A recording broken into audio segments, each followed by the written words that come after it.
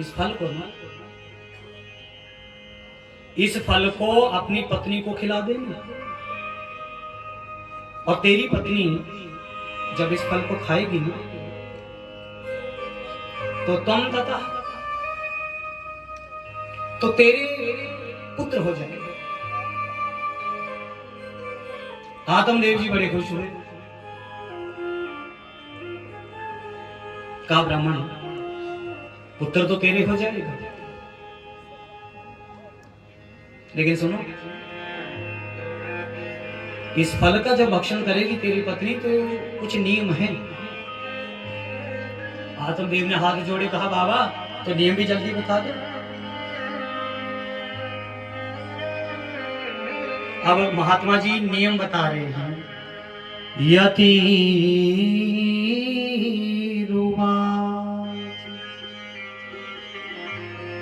सुनो ब्राह्मण नियम के सत्यम शौचम दयादानम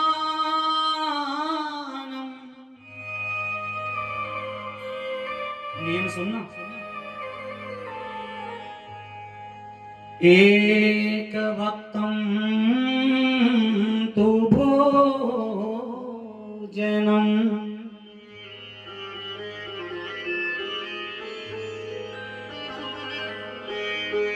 परसा विधि स्त्रिया कार्यम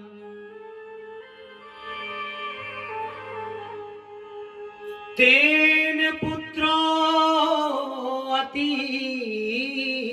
निर्मला। बोले भागवत भगवान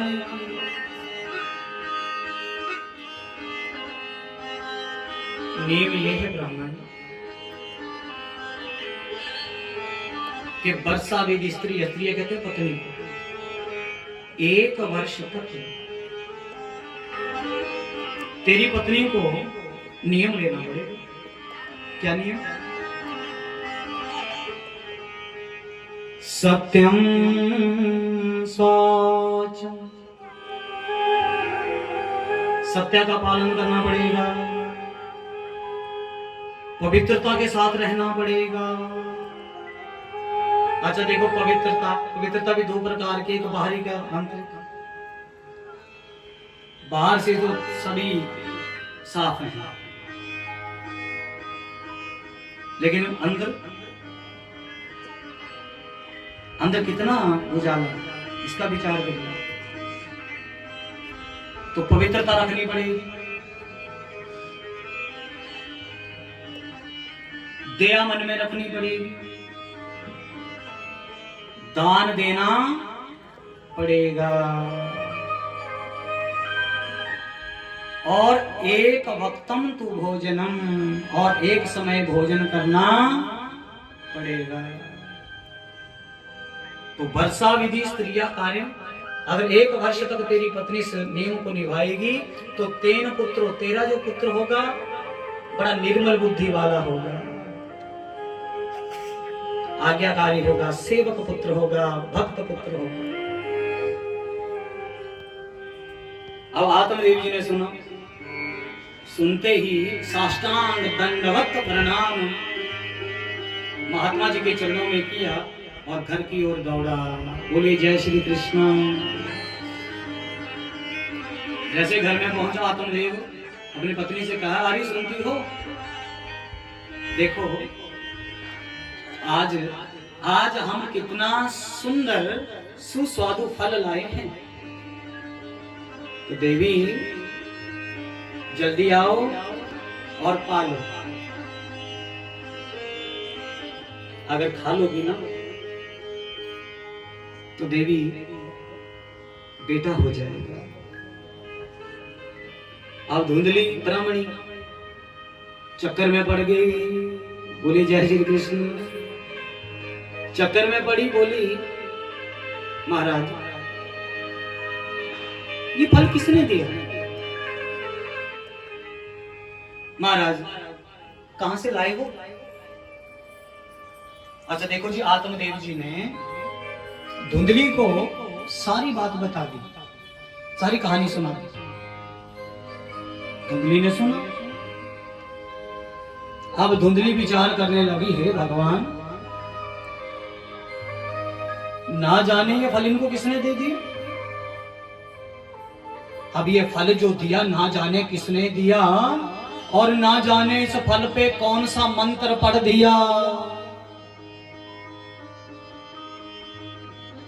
कहीं कहीं अगर मेरे ऊपर जादू टोना ही हो गया तो,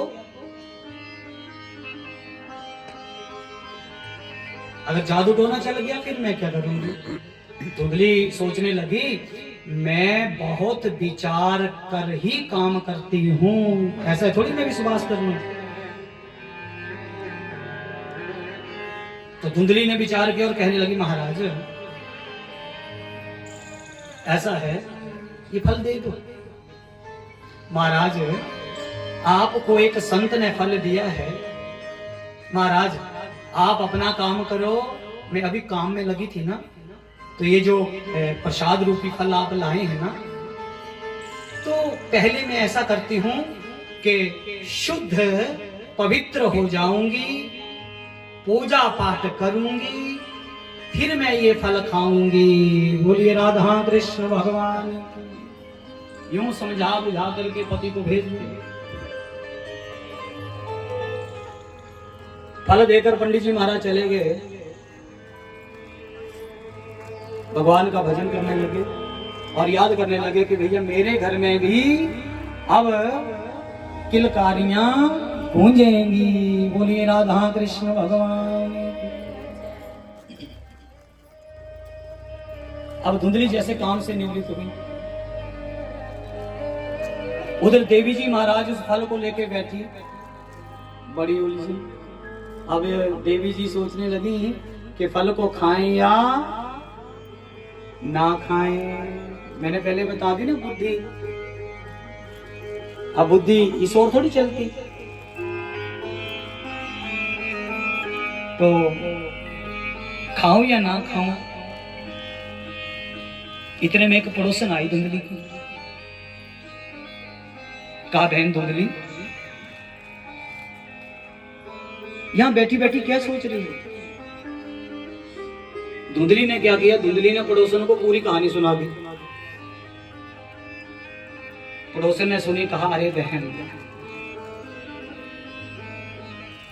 अरे बहन तेरे तो भाग ही खुल गए कि महात्मा का प्रसाद रूपी फल तुझे मिला है। अरे बहन इसे तो पाओ। लेकिन धुंधली बड़ी संकट में, बड़ी झंझट में पड़ करके कहती है, अरे सखी। अब धुंधली के विचार यहां सुनिए। चौथा अध्याय है और ये जो है ये 45वां श्लोक है। और 45वें श्लोक में अब क्या कहा, फल भक्षे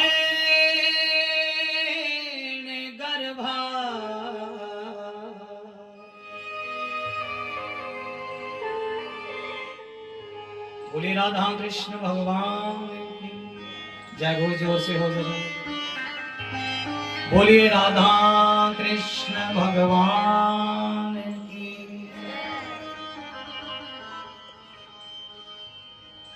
धुंधली कह रही है कि तू कह रही है फल खा ले, तो धुंधली के विचार सुनो। फल भक्षेण गर्भा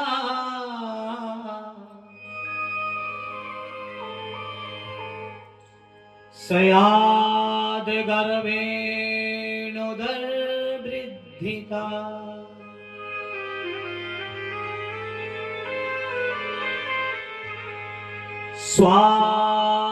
स्वालपभक्षं ततो शक्ति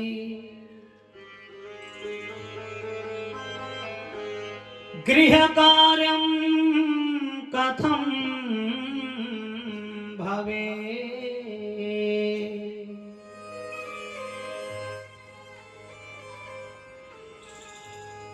बहन अगर मैं फल खाऊं तो अगर मैंने ये फल खाया फल भक्षेण गर्वाः, तो मैं गर्भवती हो जाऊंगी। और जब मैं गर्भवती हो जाऊंगी तो उदर वृद्धि का, तो मेरे पेट की, मेरे उदर की वृद्धि होगी। और जब मेरे पेट में बच्चा होगा तो बहन मुझसे खाना भी कम खाया जाएगा। और बहन अगर मैं खाना कम खाऊंगी तो ततो शक्ति गृह कार्यम, तो मैं कमजोर हो जाऊंगी। और अगर मैं कमजोर हो गई तो मैं घर के कार्यम, गृह कार्यम कथम भवेत, तो मैं घर के कार्य कैसे करूंगी फिर। अब धुंधली की बहन, धुंधली की सखी को अब विचार करने लगे, धुंधली के विचारों को सोच करके, देख कर। अब यहां थोड़ा समझना कि धुंधली के विचार कैसे, ये बुद्धि क्या सोचती है। बहन अगर इस फल को खाऊंगी ना, मैं गर्भवती हो जाऊंगी तो सारा कष्ट तो मुझे सहना पड़ेगा। और ये बच्चे ना बड़ा दुखी करते हैं। लालने पालने दुखम, बच्चों को जब लालन पालन करना पड़ता है, बड़ा कष्ट उठाना पड़ता है। लालने पालने दुखम प्रसूता याश वर्तते, और जब प्रसव का समय आता है तो बड़ी वेदना सहनी पड़ती है। तो लालने पालने दुखम प्रसूता याश वर्तते, तो बंध्या विधवा नारी सुखिनो चेतमी में मती।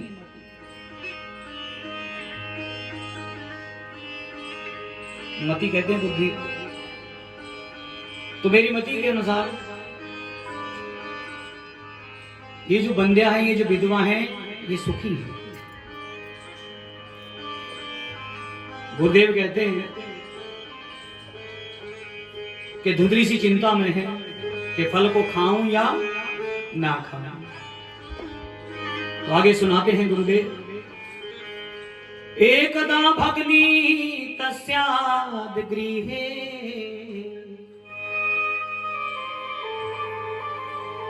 स्वेच्छा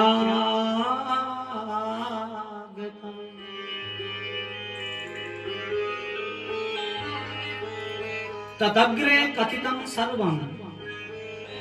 अब अपनी बहन को भी धुंधली ने वही रोना रो दिया।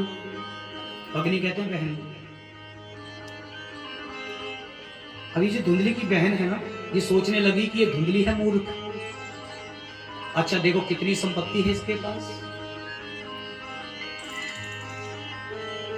तो अगर किसी बहाने अगर मेरी संतान इस घर में आ जाए ना, तो उसे कितना सुख मिलेगा। ये बहन सोच रही है धुंधली की, ऐसा है ये संसार।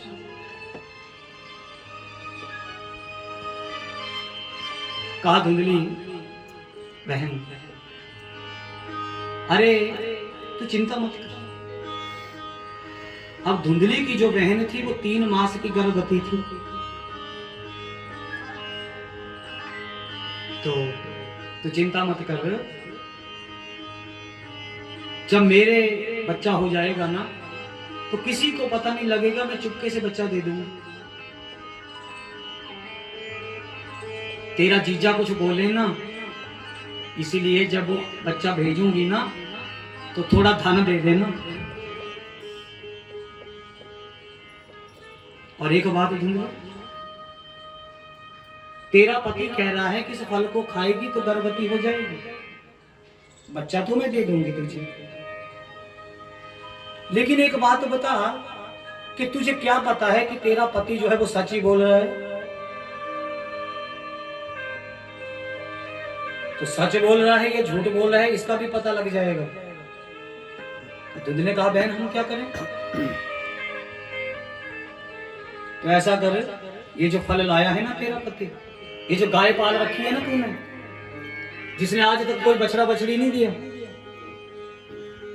तो ऐसा कर इस फल को गाय को खिला दो, बच्चा तो दे दूंगी मैं।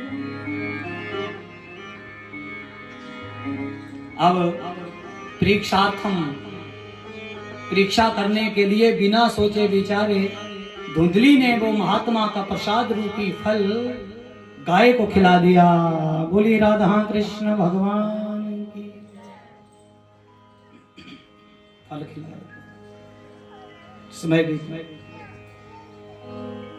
अपने पति से झूठ कह दिया महाराज हमने फल खा लिया। अब ब्राह्मण देवता तो अक्सर घर से बाहर रहते हैं,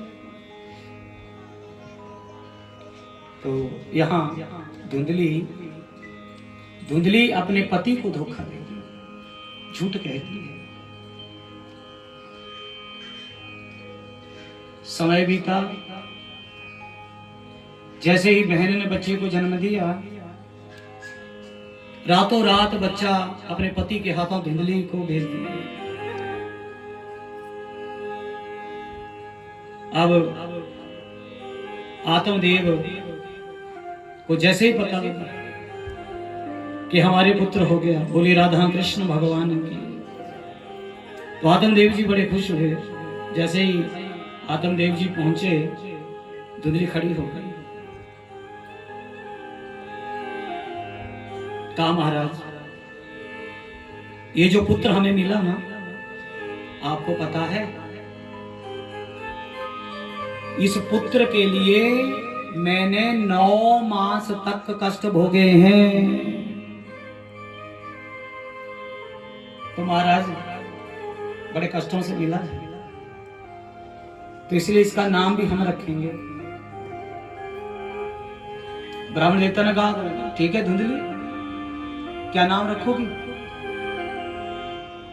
तो धुंधली कहती है कि देखो महाराज हमारा नाम है धुंधली, तो मेरे पुत्र का नाम होना चाहिए धुंधुकारी। बोलिए राधा कृष्ण भगवान। ठीक है देवी, जैसी आपकी इच्छा। 3 मास बीते। 3 मास के बाद गुरुदेव जी कहते हैं त्रिमासे निर्गमे तथा धेनु सुवर्भकम्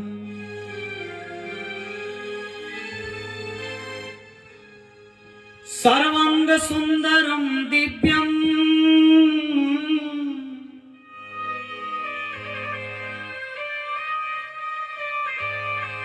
निर्मलम कनके प्रभम।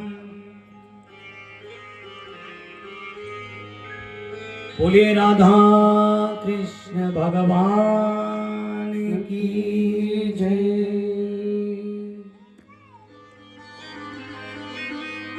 3 मास का जब धुंधुकारी हो गया ना, तो आज महाराज गाय ने भी एक बच्चे को जन्म दिया। जिस गाय ने आज तक कोई बछड़ा और बछड़ी ना दिया, आज उस गाय ने बच्चे को जन्म दिया, लेकिन बच्चा कैसा है? उसका पूरा जो शरीर है वो मनुष्य का है। बोलिए राधा कृष्ण भगवान। पूरा शरीर मनुष्य का, सर्वांग सुंदरम दिव्यम निर्मलम कनक प्रभम। कनक हो गया सोना, सोने की तरह उसकी शरीर जो चमक रहा है। पूरा शरीर मनुष्य का, लेकिन कानों में भी जो कान थे वो गाय की तरह। आत्मदेव जी को पता लगा, आत्मदेव जी बड़े खुश हुए। तो आत्मदेव जी अब विचार करने लगे, हे नारायण हम एक पुत्र के लिए तरसते, आज 2 हो गए। तो आत्मदेव जी ने उस बच्चे का नाम रखा गौकर्ण। थोड़ा समय बीता, धीरे धीरे दोनों बालक बड़े हुए। तो जैसे ही दोनों बड़े हुए, दोनों ने ख्याति प्राप्त की, दोनों को ख्याति मिली। कियत कलेन ततो जातो। गुरुदेव कहते हैं तरुणो तनया भुवो।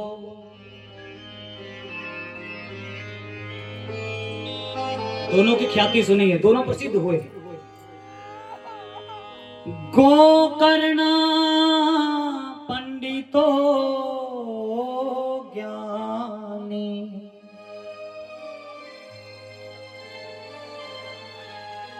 धुंधुकारी महाखला।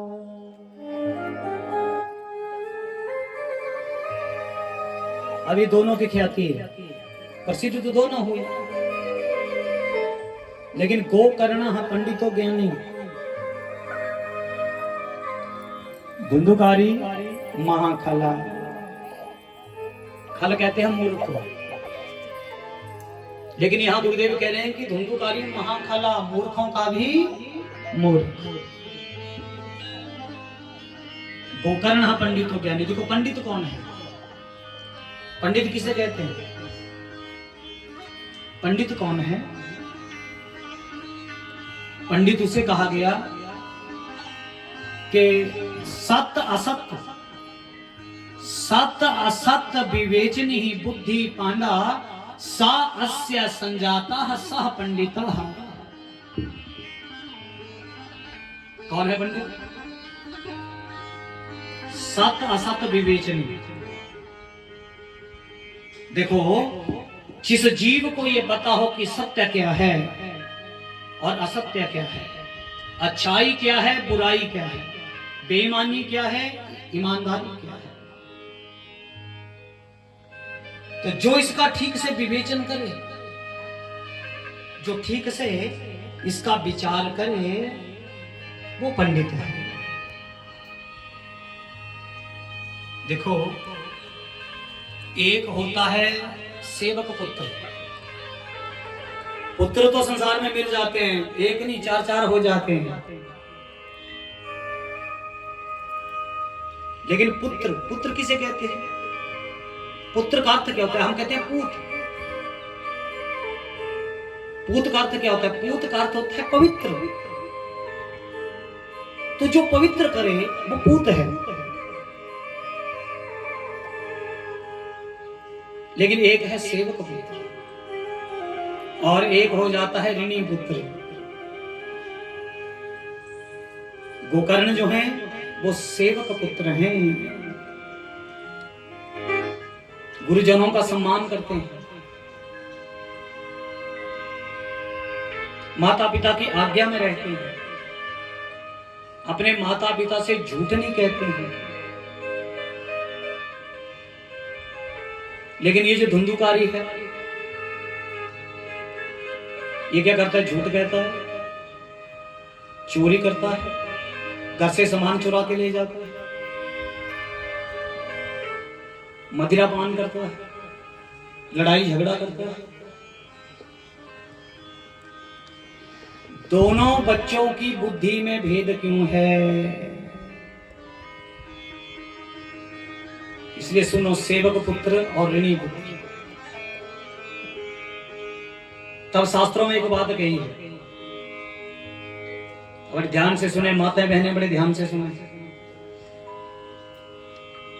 जननी जने तो भक्त जन।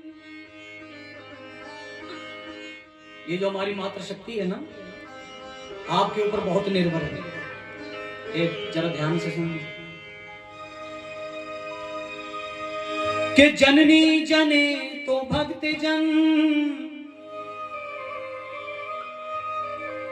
दाता या सूरवीर, या तो जननी बांझ रह जाए जो व्यर्थ गवाए नूर।